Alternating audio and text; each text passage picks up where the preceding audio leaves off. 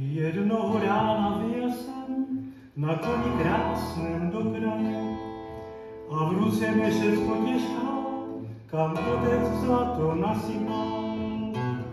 A jel jsem do daleka a šťastný život čekal, neznámé cizině, navzdory všem, navzdory všem.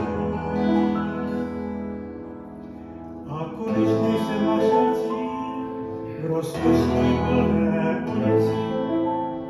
3 měsíce jsem užíval, o čem jsem ani nesníval.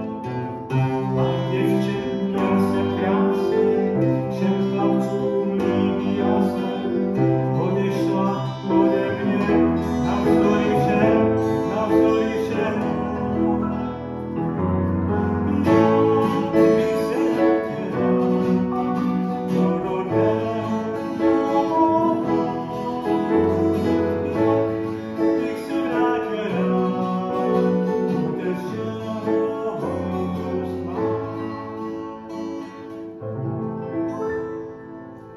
A při zábavě s přáteli se groše rozkutání.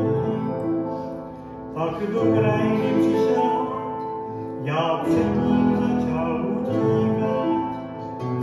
Však našel jiné dveře, bez přátel, bez haléře, jsem z města odešel, navzdory všem, navzdory všem.